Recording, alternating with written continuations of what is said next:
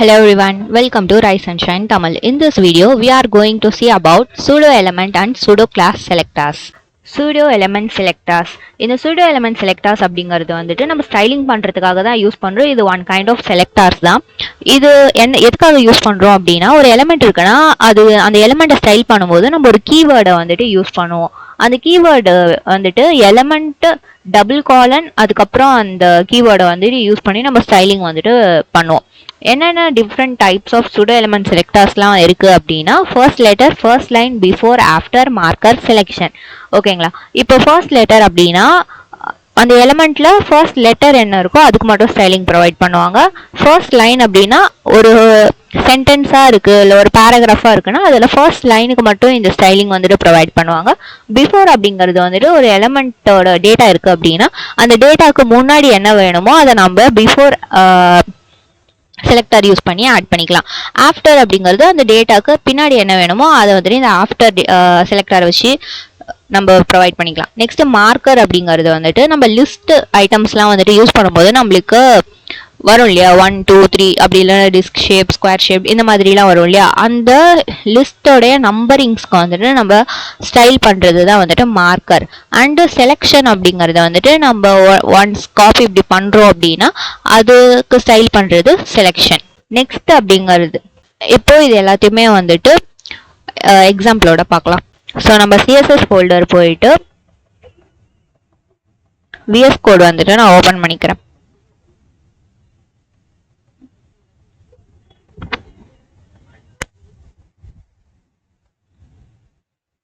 Okay, இதில் வந்துட்டு இப்போ நான் நியூ ஃபைல் கிரியேட் பண்ணி சூடோ எலிமெண்ட் செலக்டர் அப்படின்னு சொல்லிட்டு ஒரு HTML டாக்குமெண்ட் வந்துட்டு கிரியேட் பண்ணுறேன்.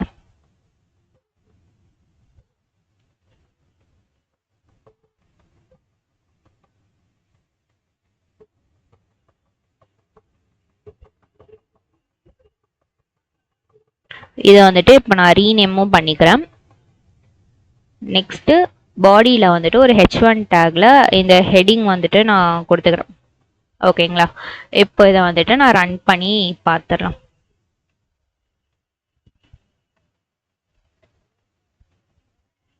ஓகே, நம்மளுக்கு வந்துட்டு இப்போ வெப்பேஜ் வந்துட்டு ரன் ஆயிடுச்சு. இப்போ நம்ம என்ன பார்க்க போகிறோம், ஃபர்ஸ்ட் என்ன இருந்துச்சு அப்படின்னா ஃபர்ஸ்ட் லெட்டர் அதை வந்துட்டு இப்போ பார்க்க போகிறோம். அதுக்கு வந்துட்டு நான் கமெண்ட் எழுதிக்கிறேன் ஃபர்ஸ்ட் லெட்டர் அப்படின்னு சொல்லிட்டு.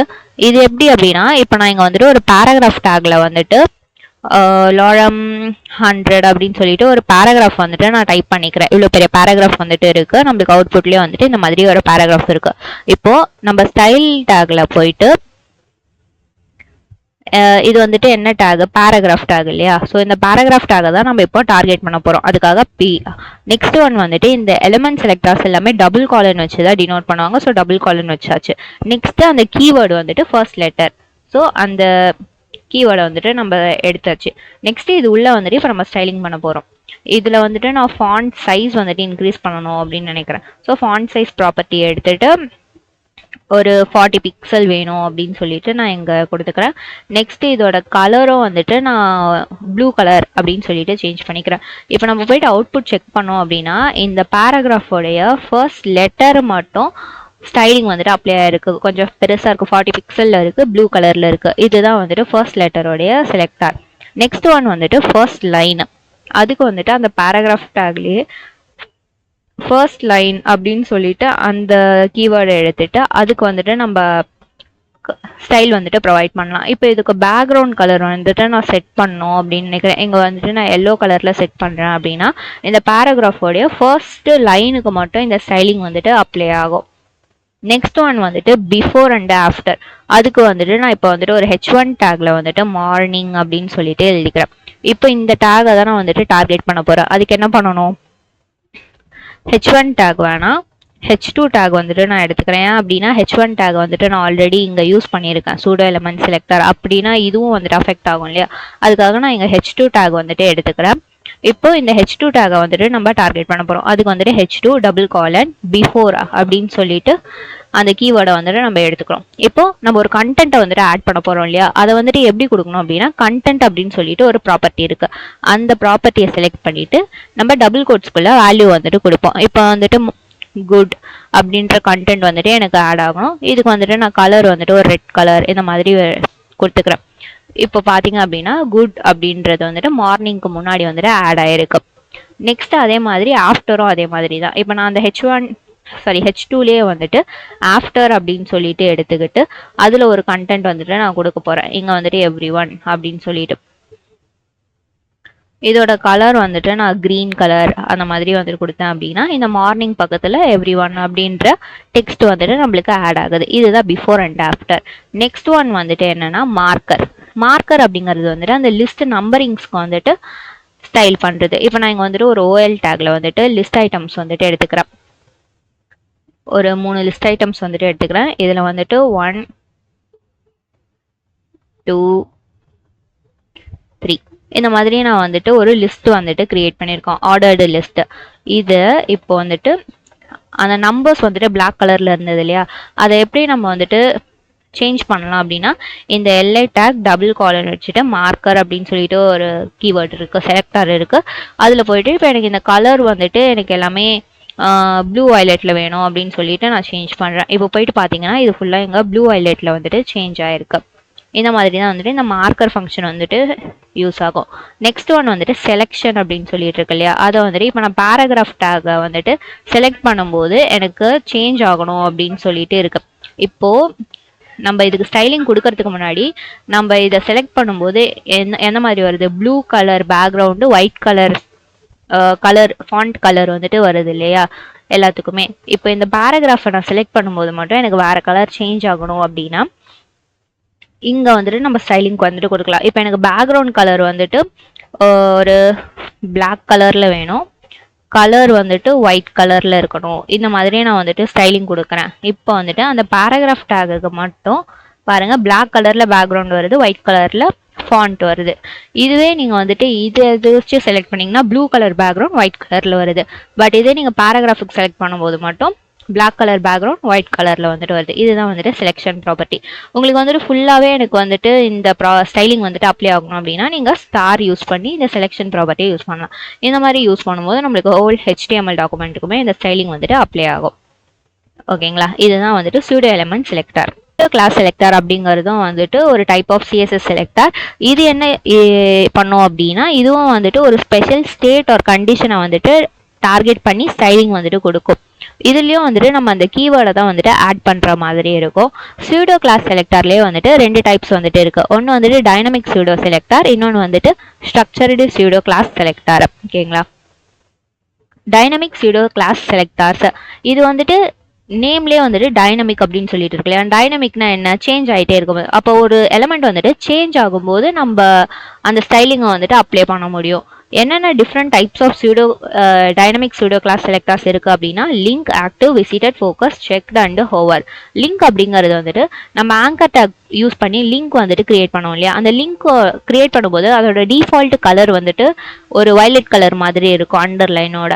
அதுக்கும் வந்துட்டு நம்ம ஸ்டைலிங் வந்துட்டு ப்ரொவைட் பண்ணலாம். அண்ட் ஆக்டிவ் லிங்கை நம்ம கிளிக் பண்ணும்போது அது ரெட் கலரில் சேஞ்ச் ஆகும், அதுக்கு நம்ம ஸ்டைலிங் வந்துட்டு கிரியேட் பண்ணலாம். விசிட்டட் அப்படின்னாலும் ஒரு லிங்க் வந்துட்டு நம்ம கிளிக் பண்ணி விசிட் பண்ணிட்டோம் அப்படின்னா அதுக்கு ஒரு ஸ்டைலிங் வந்துட்டு நம்மள கிரியேட் பண்ணலாம். ஃபோக்கஸ் அப்படிங்கிறது வந்துட்டு ஒரு இன்புட் பாக்ஸில் நம்ம டைப் பண்ண போகும்போது ஒரு ஸ்டைலிங் வந்துட்டு நம்ம கொடுக்கலாம். செக்டு அப்படிங்கிறது வந்துட்டு நம்ம ரேடியோ பட்டன் ஆர் செக் பாக்ஸுக்கு வந்துட்டு ஸ்டைல் கொடுக்கணும் அப்படின்னா அது வந்துட்டு செக்டு செலக்டர் யூஸ் பண்ணி கொடுக்கலாம். நெக்ஸ்ட் வந்துட்டு ஹோவர் அப்படிங்கிறது வந்துட்டு ஒரு எலமெண்ட் மேலே ஆரோ மார்க் படும்போது அது வந்துட்டு எந்த மாதிரி சேஞ்ச் ஆகணும் அப்படிங்கிறத வந்துட்டு இந்த ஹோவர் ஆப்ஷன் யூஸ் பண்ணி ஸ்டைலிங் வந்துட்டு கொடுக்கலாம். இப்போ இது எல்லாத்தையும் எக்ஸாம்பிளோட பார்க்கலாம். இதுக்கு வந்துட்டு நான் நியூ ஃபைல் வந்துட்டு கிரியேட் பண்ணிக்கிறேன். இதில் வந்துட்டு சூடோ கிளாஸ் செலக்டர்ஸ் அப்படின்னு சொல்லிட்டு நான் நேம் பண்ணிக்கிறேன்.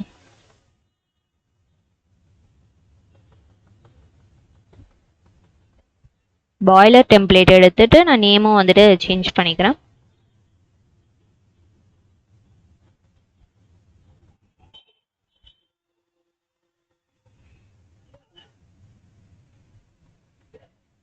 ஒரு ஹெட்டிங் டேக்ல வந்துட்டு இது கொடுத்துக்கிறேன்.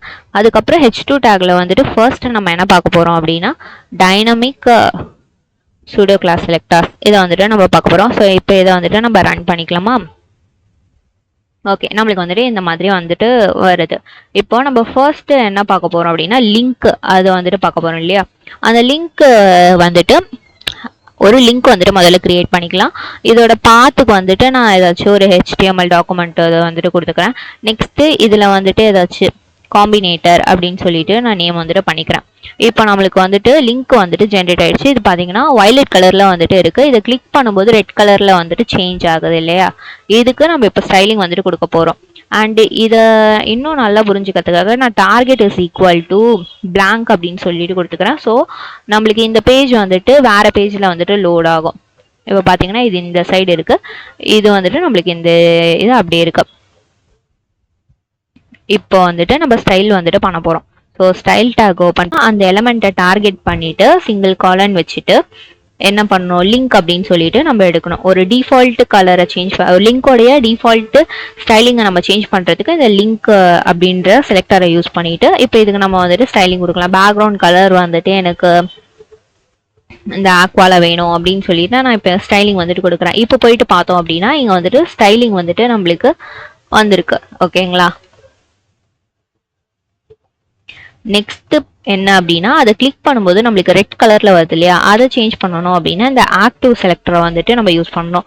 இப்போ இதை வந்துட்டு நம்ம கொடுக்கும்போது பேக்ரவுண்ட் கலர் எனக்கு வந்துட்டு கிரீன் கலர்ல சேஞ்ச் ஆகணும் அப்படின்னு சொல்லிட்டு நான் கொடுக்குறேன்.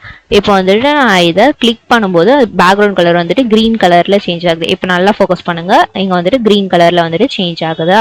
இந்த மாதிரி நம்ம வந்துட்டு பண்ணலாம். நெக்ஸ்ட் ஒன் வந்துட்டு அதை விசிட் பண்ணிட்டோம் அப்படின்னா அதோடைய கலர் வந்துட்டு நம்மளுக்கு வேற ஒன்னா வரணும், அது வந்துட்டு முடிஞ்சிடுச்சு அப்படின்றத டினோட் பண்றதுக்காக நம்ம விசிட்டட் அப்படின்ற செலக்டரை யூஸ் பண்ணி அதுக்கு ஒரு ஸ்டைலிங் வந்துட்டு கொடுக்கலாம். இப்போ எனக்கு வந்துட்டு இங்க வயலட் கலர் இந்த கலர்ல சேஞ்ச் ஆயிடும் ஒன்ஸ் நான் விசிட் பண்ணதுக்கு அப்புறம்.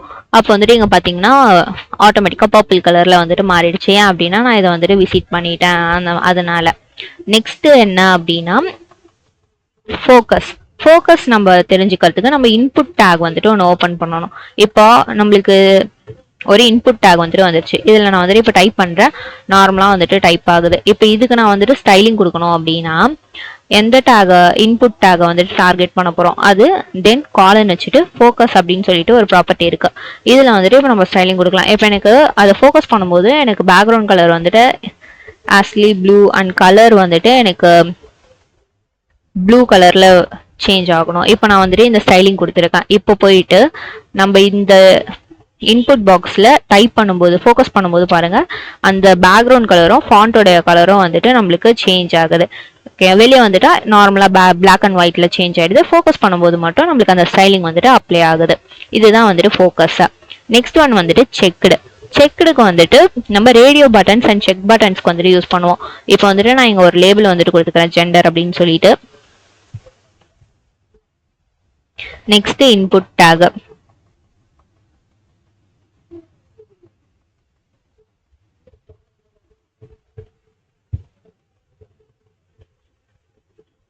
இங்க வந்துட்டு நான் ரேடியோ அப்படின்னு சொல்லிட்டு கொடுத்துக்கிறேன். நேம் வந்துட்டு ஜெண்டர் அப்படின்னு சொல்லிட்டு கொடுத்துக்கிறேன். இங்க வந்துட்டு மேல், திரும்ப இன்னொரு இது அதுல வந்துட்டு ரேடியோ, நேம் வந்துட்டு அதே ஜெண்டர், இங்க வந்துட்டு நான் ஃபீமேல் அப்படின்னு சொல்லிட்டு நான் இங்க கொடுத்துக்கிறேன். இப்போ நம்மளுக்கு அவுட்புட் போயிட்டு பார்த்தோம் அப்படின்னா ரேடியோ பட்டன்ஸ் வந்துட்டு வந்திருக்கு. இப்போ இதோட ஸ்டைலிங் வந்துட்டு நான் சேஞ்ச் பண்ணணும் அப்படின்னா நம்ம அதுக்கு தான் வந்துட்டு இந்த செக்குடு வந்துட்டு யூஸ் பண்ணுவோம். இப்போ எதுக்கு நம்ம யூஸ் பண்ண போறோம் அப்படின்னா இந்த ரேடியோ பட்டன் இல்லையா அதுக்கு வந்துட்டு இன்புட் காலன் செக்குடு இந்த ப்ராப்பர்ட்டி எடுத்துட்டு இதுல வந்துட்டு நம்ம ஸ்டைலிங் வந்துட்டு கொடுக்கலாம். இப்போ எனக்கு இதோடைய சைஸ் வந்துட்டு இன்க்ரீஸ் ஆகணும், ஹைட் அண்ட் வித் நான் வந்துட்டு செட் பண்ண போறேன் அப்படின்னா ஹைட் வந்துட்டு ஒரு 30 பிக்சல்ல வந்துட்டு எனக்கு சேஞ்ச் ஆகணும் அப்படின்னு சொல்லிட்டு நான் ஸ்டைலிங் கொடுக்குறேன். எது செலக்ட் பண்றனோ அதுக்கு. இப்போ இதில் நான் எது செலக்ட் பண்றனோ அதோட ஸ்டைலிங் வந்துட்டு பாருங்க ஹைட் வந்துட்டு மேலே போகுது. அதே மாதிரி விட்டும் வந்துட்டு நான் இப்போ செட் பண்ணிக்கிறேன். விட்டும் வந்துட்டு ஒரு 40 பிக்சல் போகணும் அப்படின்னு சொல்லிட்டு. இப்போ வந்துட்டு நான் எது கிளிக் பண்ணாலும் அதோட ஸ்டைலிங் வந்துட்டு எது செக் பண்றனோ அது வந்துட்டு ஸ்டைலிங் அப்ளை ஆகுது. இப்போ நான் இதை செக் பண்ணேன் அப்படின்னா இதோட ஸ்டைலிங் வந்துட்டு சேஞ்ச் ஆகும். இதுதான் வந்துட்டு செக்டு. நெக்ஸ்ட் ஒன் வந்துட்டு ஹோவர். இந்த ஹோவர் வந்துட்டு இதுக்கு வந்துட்டு நான் ஒரு பட்டன் எக்ஸாம்பிள் வந்துட்டு எடுத்துக்கிறேன். இங்க வந்துட்டு நான் ஒரு பட்டன் வந்துட்டு கிரியேட் பண்றேன். இந்த பட்டன்ல வந்துட்டு நான் சப்மிட் அப்படின்னு சொல்லிட்டு நேம் கொடுத்துக்கிறேன். இப்போ பாத்தீங்கன்னா இங்க ஒரு சப்மிட் பட்டன் வந்துருச்சு. இப்போ இதை கிளிக் பண்ணும்போது நம்மளுக்கு எந்த ஸ்டைலிங்குமே வந்துட்டு அப்ளை ஆகல. இப்போ இதுவே நான் இங்க வந்துட்டு பட்டன் ஹோவர் இந்த மாதிரி கொடுத்துட்டு இதோடைய பேக்ரவுண்ட் கலர் வந்துட்டு எனக்கு கிரீன் கலர்ல வேணும். அண்ட் வித் வந்துட்டு கொஞ்சம் இன்க்ரீஸ் ஆகணும், 100 பிக்சலுக்கு வந்துட்டு இன்க்ரீஸ் ஆகணும். இந்த மாதிரி நான் ஸ்டைலிங் கொடுக்குறேன். இப்போ நார்மலாக தான் இருக்கு. ஒன்ஸ் நான் ஆரோ மார்க்கை அந்த பட்டன் மேலே வைக்கும்போது அது வந்துட்டு சேஞ்ச் ஆகுது. இதுதான் வந்துட்டு ஹோவர். ஓகேங்களா, இதுதான் வந்துட்டு dynamic pseudo class செலக்டார்ஸ்.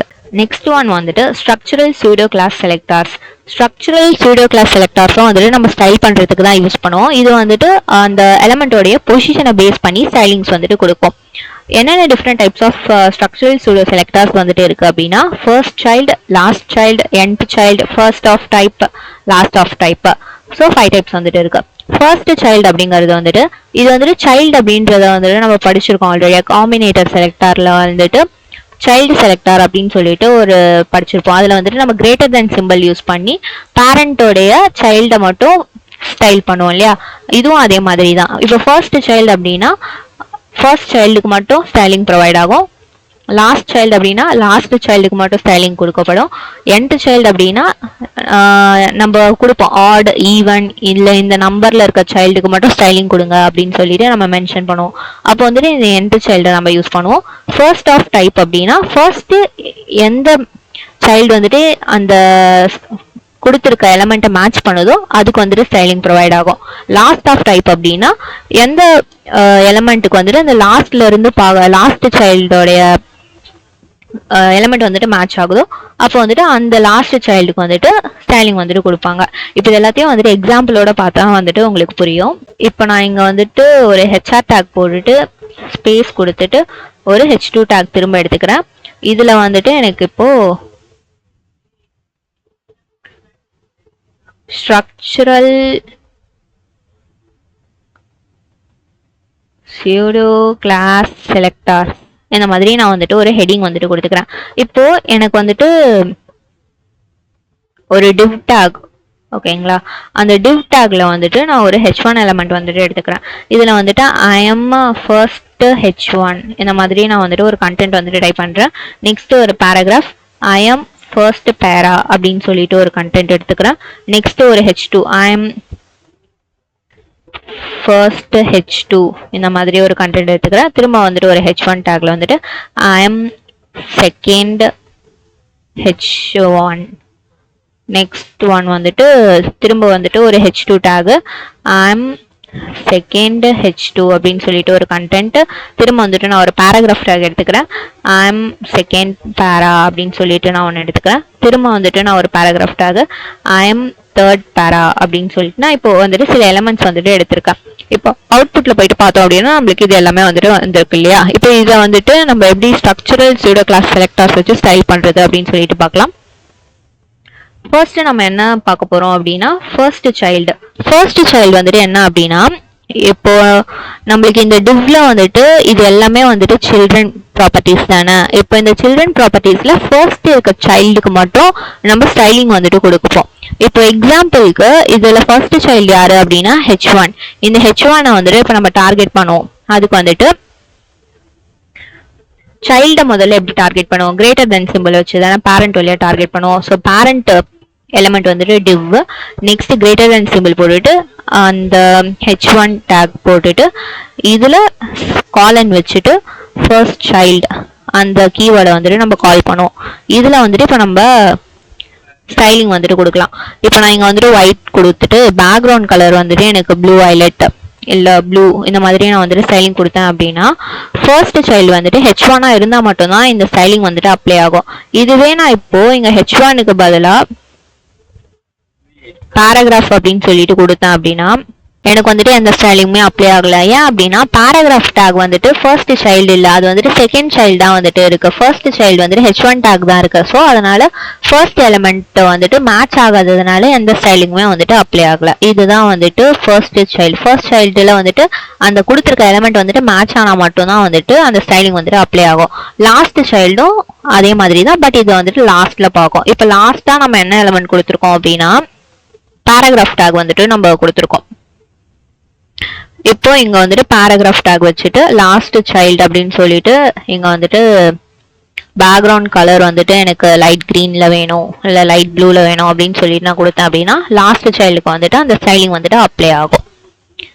Okay, nth சைல்டுக்கு வந்துட்டு நான் இன்னொரு div வந்துட்டு ஓபன் பண்ணிக்கிறேன். இதுல ஃபுல்லா வந்துட்டு எனக்கு h3 எலிமெண்ட்ஸ் தான் வந்துட்டு இருக்க போகுது.